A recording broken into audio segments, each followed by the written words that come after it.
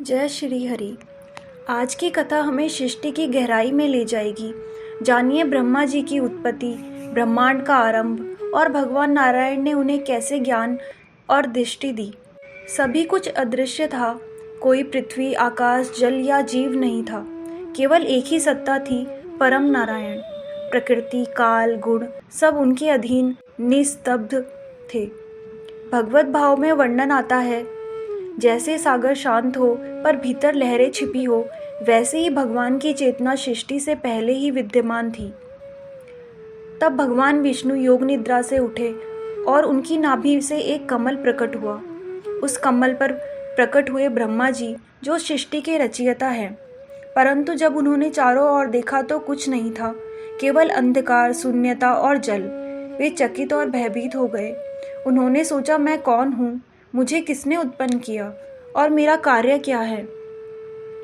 अपने स्रोत को जानने के लिए ब्रह्मा जी कमल के डंठल में नीचे की ओर चले, पर उन्हें कुछ दिखाई नहीं दिया। वे वापस लौटे और कमल पर बैठकर ध्यान में लीन हो गए। वे एक शब्द सुनते हैं, तप तप, अर्थात तपस्या करो। वे 100 दिव्य वर्षों तक ध्यान करते रहे। उनके इस कठोर तप से प्रसन्न होकर भगवान विष्णु ने उन्हें दर्शन दिए। भगवान नारायण 4 भुजाओं में प्रकट हुए, शंख, चक्र, गदा और पद्म धारण किए हुए। ब्रह्मा जी की आंखों से अश्रु बहने लगे। वे बोले, हे प्रभु, मैं अज्ञान में था, आपने मुझे चेतना दी, कृपा करें मुझे इस सृष्टि का कार्य कैसे करना है यह समझाइए। भगवान ने मुस्कुराकर कहा, हे ब्रह्मा, यह सृष्टि मेरी लीला है, मैं ही कारण हूँ और कार्य भी। तुम मेरे आज्ञा से कार्य करो और कभी भी अहंकार मत करना कि तुम ही रचयिता हो। भगवान ने ब्रह्मा जी को एक मंत्र दिया, ओम नमो भगवते वासुदेवाय। यह मंत्र ब्रह्मा जी ने भी जपा और बाद में सुखदेव जी ने भी परीक्षित को सुनाया।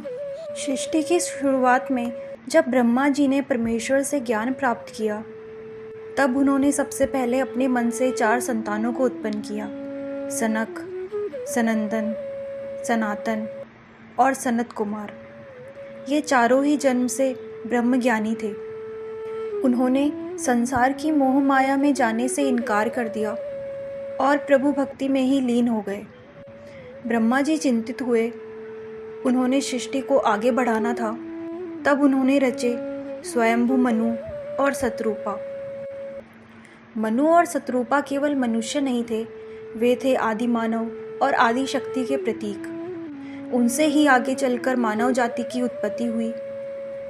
भगवान ने उन्हें आदेश दिया, इस सृष्टि को धर्म और मर्यादा से आगे बढ़ाओ। मनु और शतरूपा की 4 संतानें हुई, प्रियव्रत, उत्तानपाद और 2 कन्याएं, आकुति और प्रसूति। इन्हीं संतानों से देवता, ऋषि, यक्ष, असुर और मानव समाज का विस्तार हुआ।